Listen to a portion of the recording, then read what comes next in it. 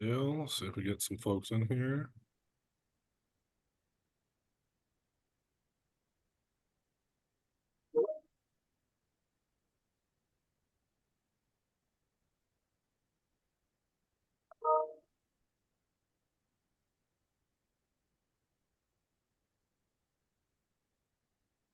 I'm just showing Mark. Is that the only one that has come in? Yes, I'm here. Hey, Mark. You got Luke also.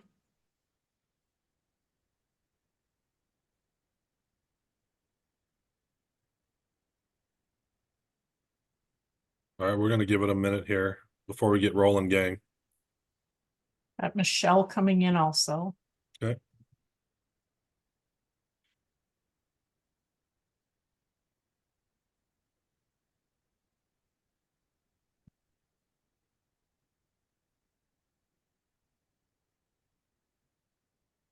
Anybody know why my picture isn't showing up? I can do something here.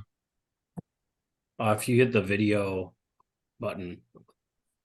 So bottom left, you should see a video camera, Mark. Yep. Mine has a cross through it. Yep, click on it. The cross will go away and your camera should turn on. There I am. There she be. Frozen as I am, but All right, yep, Dale's on here now. Too, Chris. Okay. All right, as soon as we get Dale confirmed in while his stuff's still loading. Dale, you on? Can you hear?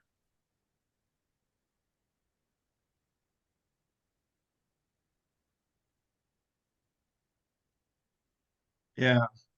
There he is. All right. We're going to go ahead and get rolling here. Laura, you good to go? I'm good. Perfect. All right. Swim and dive section managers meeting. All right, everyone, thanks for being here. Welcome. We're going to run through some things real quick. And I appreciate you doing this at, the noon hour. Some people are on lunch. I gotta believe that there's going to be a handful of people that are missing the meeting due to school activities and duties that will be watching the recording. So we'll make sure to hit on some of the things from that aspect. One quick reference that I'll make for those watching the recording are here and in person with us virtually, is that on the agenda, and what we did this time through this meeting was try to make it a little easier for those that are going to be watching the recording or referencing back to the slides and the agenda. We've connected with a small number next to the different items along the agenda with the corresponding slide or slides that the agenda is referencing, so that it's easier to go back and forth between the agenda and slides, get the information that you need, get it applied, and then get back to what you're doing. So with that said, the little quick intro on the meeting style, and how this information is going to be relayed, let's hop right into this. So we're getting into postseason competition for swimming and diving. Excited for the boys' meet to come up. I want to quickly just introduce a few of the people that are on the call so everyone knows who they are. We'll hit contact information and stuff like that a little bit later. But my name is Phil Archer. I'm the associate director here at the league that takes care of boys and girls swimming and diving. And so I will be talking for a little bit along the lines of tournament management and things along those lines. We've got Laura McIntoon here, who is all things IT and digital here at the league. So Laura will be talking some on our website, the processes, and really for you, that is how to access a lot of different things and how to get us the information that we need. Tim Layton is on the call. Tim will be talking with us about media and essentially really making sure that the media at the section meets mirror as best they can to that of the state meets, so that we have people that are understanding of the processes, and it's not a shock when they get into the next level of postseason competition. So we've got Tim Layton here from the media side of the league. We've got Marissa Anitzberger is our support staff for boys and girls swimming and diving. She is on the call as well, and she'll pop in here intermediately. Right now you see her nice MSHSL logo that looks really good. I need to get one of those on my Zoom thing. And then we also have Chris Arseth, who is our state tournament manager. And him and I will be talking about section tournament management or section meet management, and get into some of the transition to the actual state meet. So you can see our agenda here, our quick welcome. We're going to get right into things with Laura, Tim, then myself and Chris will wrap up, and then we'll leave it open for a few questions before we stop the recording and post it. Let's go ahead and move forward here, Marissa. So I mentioned just a quick second ago that we'll talk a little on our contact information.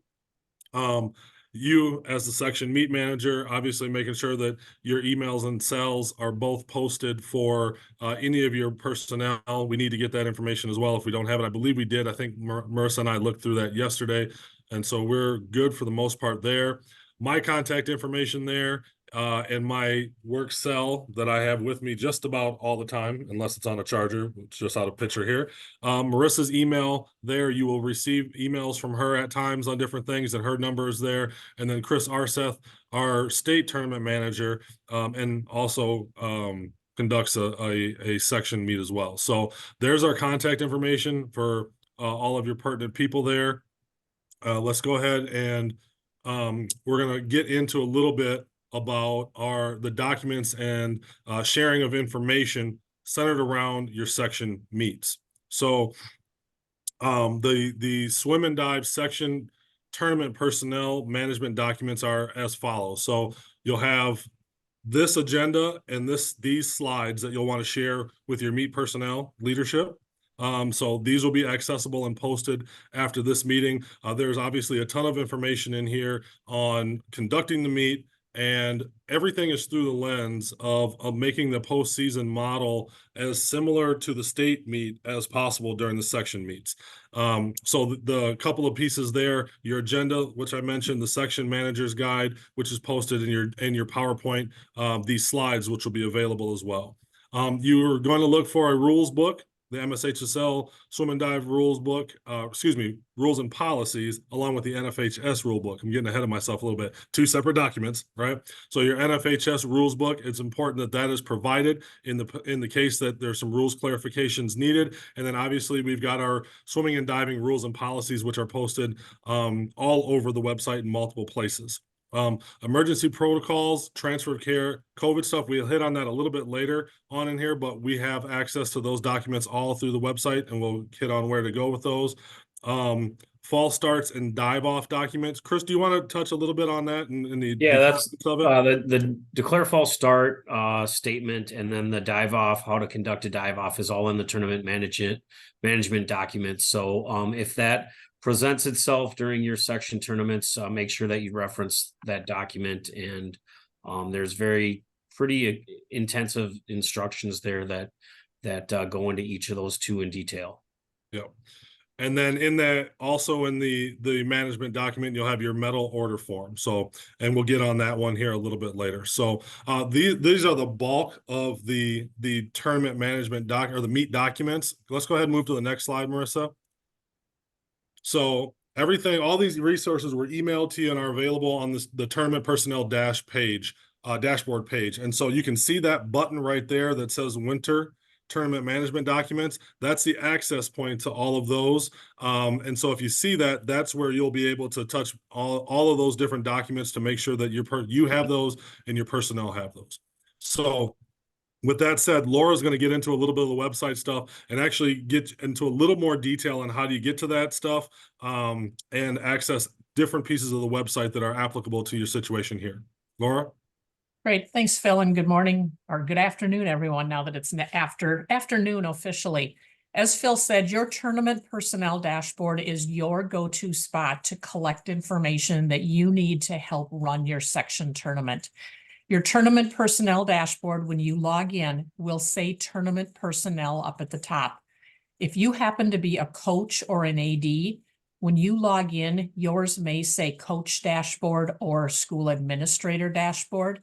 The second set of bullets there tells you how to toggle between your two dashboards if you happen to be a person who has more than one role. If you do not have a tournament personnel dashboard, and generally this is new section managers, please reach out to us at the league at info@mshsl.org, and we will get you set up with that tournament personnel dashboard. When you log into that tournament personnel dashboard, if you don't happen to see the correct sections assigned to you underneath those blue bands, that's a reach out to your region secretary, and he or she can connect you to that correct section. So step number one is making sure that you have access to a tournament personnel dashboard and that you have access to the correct sections within that. And again, reaching out to us at the league at info@mshsl.org is really your call for help on that, and we'll help you out to get started. Once you get to that tournament personnel dashboard, I'm going to move ahead a slide, Marissa. As Phil said, you have a section called Section Tournament Management Resources, and you're looking for that button that says Winter Tournament Management Documents. This is where Marissa, Phil, and others in our office are putting all of those documents that assist you in running your section tournament. Marissa or Phil may email documents out to you as attachments, but they are very good at also making sure that those documents get put in this folder. We know that we get way too many emails, and finding the right email at the right time is sometimes challenging. So this becomes your go-to spot to find all of those resources for your section tournament. If there's something that you're not seeing here and you think might assist you and or others, reach out to Phil or Marissa, and they can add documents to this spot pretty easily if there are other things that would assist you in running your tournament. Also on your tournament personnel dashboard, you'll find a spot called Website Help Guide. Behind that are a number of one-pagers that help you do the 3 tasks that we're going to talk about shortly. So again, that Website Help Guide is where you'll find those directions on how to. An additional thing you find on your dashboard are 2 directories. One is a school directory that searches for principal, AD, superintendent names. The second is a coach directory. Those each have a number of filters up at the top to help you limit the search, and also a download button that pulls a spreadsheet and lets you quickly grab a group of email addresses. If you are searching for contact information out on the public side of the web page by going to school pages and team pages one at a time, number one, you're working too hard to find that information. And secondly, you're not getting the best information. Coaches can choose to not display their information publicly to protect it, but that information is available behind the password protected once you get to your tournament personnel dashboard. So again, please use these directories for the quickest and most efficient way to gather contact information for those who are attending your tournament. There are 3 things that we ask you to do as tasks to share information out with different groups of people. You'll see those 3 here, and we'll walk through each of those separately. First, we ask you to make sure that your venue and dates are correct in the section tournament area. And again, down at the bottom, you see where you can find directions on how to do that. And the screenshots over on the right-hand side show you how to access this information. Where these dates and venues get put in, feed to a whole bunch of places across the website. They feed to coach and AD dashboards for calendars for them. They feed to the public side when you go to the boys swimming and diving page and see the section event area. This one set of dates and venues populates a number of places. For many of you, your region secretary may have already added this in. Often they do this during the summer because they have access to this much earlier. But please double check that this is correct and accurate, and work with your region secretary if there's any discrepancy about what needs to be there. The second thing we ask you to do is to share information out with the participants in your section. That would be coaches and ADs. If you see that screenshot off to the right where I have an example one for volleyball, every coach and AD sees a section like this on his or her dashboard, and it is their go-to spot for all things boys swim and dive connected. Our office fills the left and the right-hand side of that with regular season documents and state tournament documents. So again, as the regular season starts, that's where all of that information can be found about changes, rules and policies and other things. And as teams start to move toward the state tournament, that right-hand column is where they find that. Where you add information is into the middle of that column. And that goes out to just the folks in your section. So as you have information about schedules or bus parking or attendance, any of those kind of one-pagers that you might email out to folks, we ask you to also post that in this spot, because again, then that becomes the one-stop shop for coaches and ADs to find everything boys swim and dive related. And then the final thing we ask you to do is to post a schedule and then results for the public. We get calls a lot in our office when these aren't done because the public wants to attend your tournaments and they want to see results. So prior to your tournament, adding a one-pager that just gives information to the public about your meet. It might give the location, it might list the teams participating, how to get tickets, what time the doors will open, anything about reserved seating, what folks can bring or not bring to the venue. Those questions that you answer over and over for the public about attending your event. And then once you're done with your event, replacing that with a results sheet. Chris and Phil ask you to send results to them. That should be your top priority in getting that to them in the format that they need it. But again, you get a PDF out of your scoring program, and adding that here again allows those fans across the state who want to follow along with our events to go and view those. So really, we're talking two different places that those results go to. They go to Chris, that's your number one priority, but then pushing those out for the public also is helpful. With that, I think I'm going to turn it to Tim Layton to talk about section events and media access. Very good. Thank you, Laura, and welcome everyone. And thank you for your valued service in serving as the leaders at the section administration for boys swimming and diving. As Phil mentioned earlier, the real stress point here is that when we handle our media at the section level, we want those management pieces to resemble and mirror what's happened or what will occur for the participating media at the state tournament level. So just a quick reminder here, at the region committee makes the ultimate decisions about media coverage, but here are some important factors to know. All streaming pieces, and as we know, when it gets to the postseason, a lot of heavy pressure when it comes to streaming. All of those streaming participants need to be approved by your region committee and ultimately your region secretary. They need to be approved. When media are in attendance and the media access points, the league has tools for you to use to be able to make sure that the proper authorized media members are on site. The league has an approved media organization piece on our website. And if you have any questions, you can certainly reach out to me. Again, stressing that we want to make sure that the proper authorized people are in attendance. That's the approved media list on the media page. And as you see here, just there are other documents that can help you navigate some of the media pieces. And of course, please reach out to me at the league level. That's all I have for you today. Thank you for your service and serving the boys in swimming and diving. And again, please reach out with any questions or concerns. With that, Phil, back to you. Perfect. Thank you, Tim. Thank you, Laura, for being here.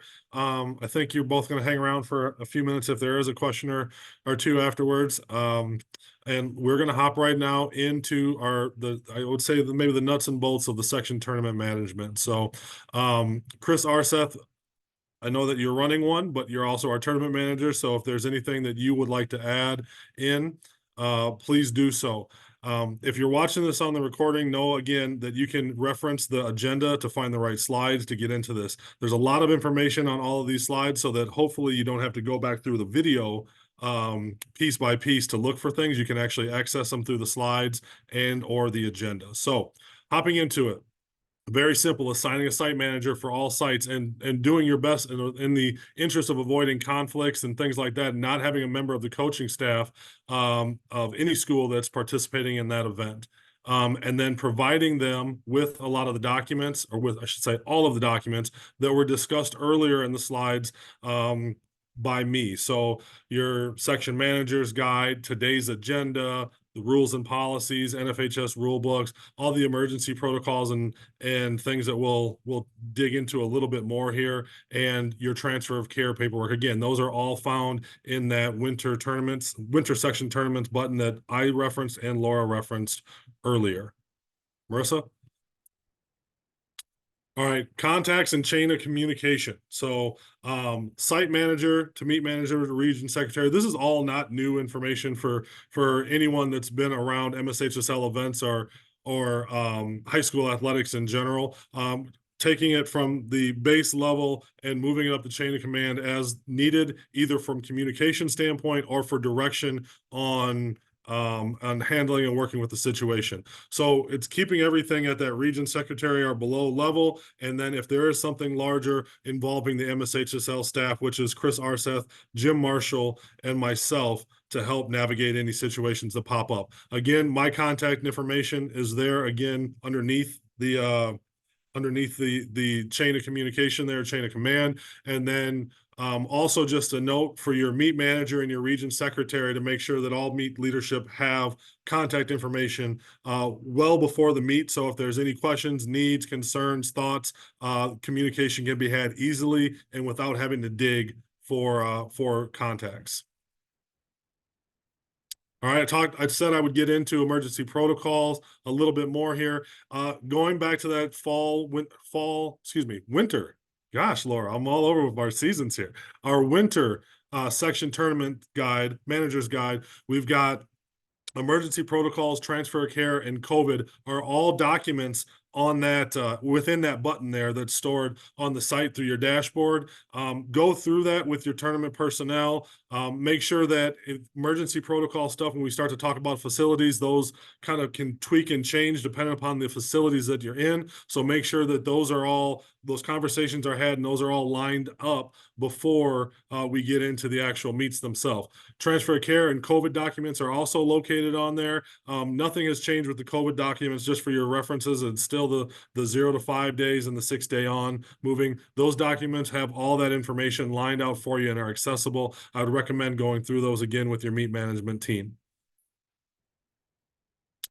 All right, communications to teams. So a couple of different things here, and Chris Arseth as a seasoned meet manager and tournament manager for us at the state level kind of brought some different things to our attention that we want to throw out here. Weather contingency plans, right? Obviously inside a pool, inside event, you're not too concerned about conditions inside, but transportation and travel are big concerns outside. So if we've got a potential situation with snow or road conditions or anything along those lines, what type of backup plans do you have, whether it be times or facilities, to be able to get the meet completed in the way that you need it without having to go to time trials or different things like that? Is that correct, Chris? Yep. Anything that you can do, to possibly avoid any time finals.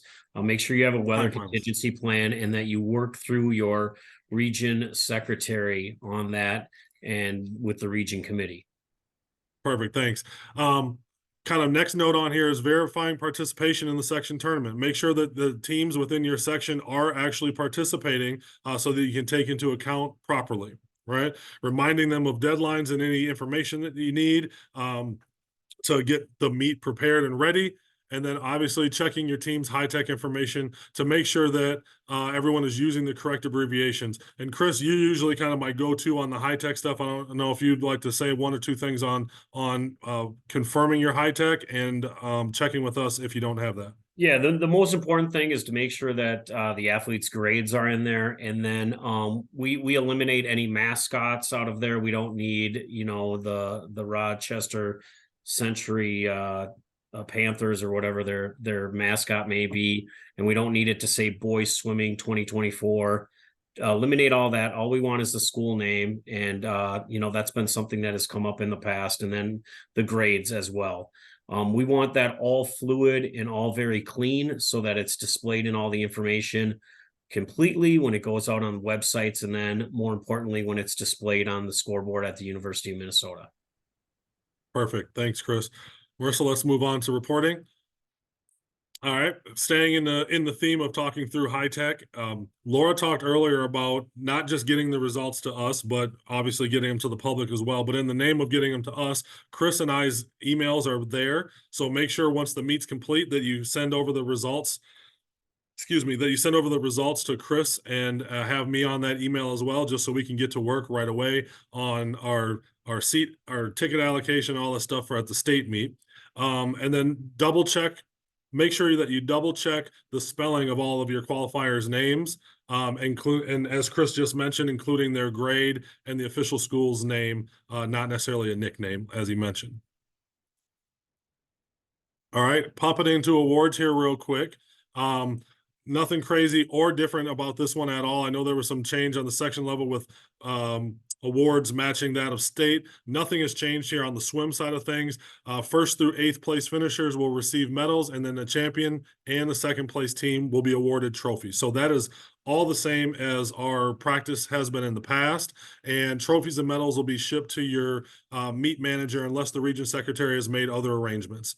One quick note to make sure that you're inspecting all of that hardware when you get it to make sure that it is one, not damaged, and two, lettered correctly for your section. All right, and then lastly here, before we start to wrap up, the advancement to state process. So first through second place finishers in each event for 2A, and first through third place finishers in each event for single A meets advance, and any swimmers from any class that equals or surpasses the time standards in the section finals will qualify as well. Diving is your top 4. That's pretty standard. Chris, anything else that you want to add on the advancement piece? No, just make sure that if you have any ties, those need to be broken unless they have obtained the qualifying standard. And then also with diving, if you have a tie for 4th place, that does need to be broken, and the instructions for that tiebreaker procedure is in the section meet manager material. Perfect. Thanks a lot, Chris.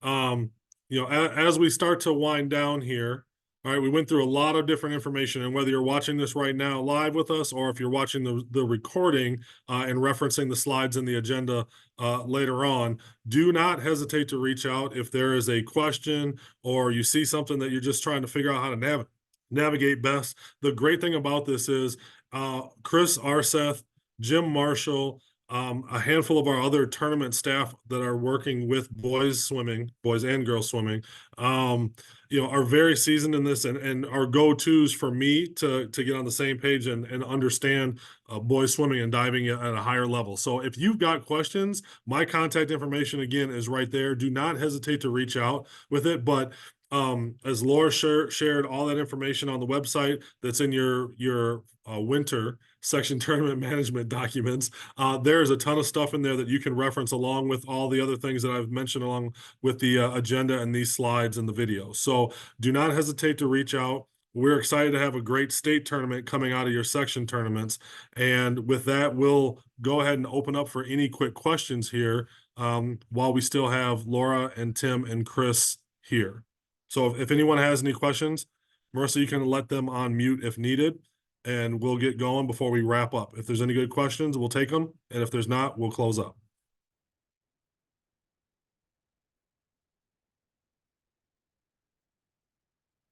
Pretty sure that everybody that is on the call is a veteran. Yeah. Yep, I thought so. I just wanted to make it available just in case. Laura, sure. Tim, or Chris, anything before we say goodbye and get these posted? Tim, good? Laura? Solid? All right, Chris? Thank you. Awesome. With that, gang, we're going to wrap up here. We'll close the recording and we'll get everything posted. Best wishes on your section tournaments, and we're excited to see you all at the state tournament. Thanks.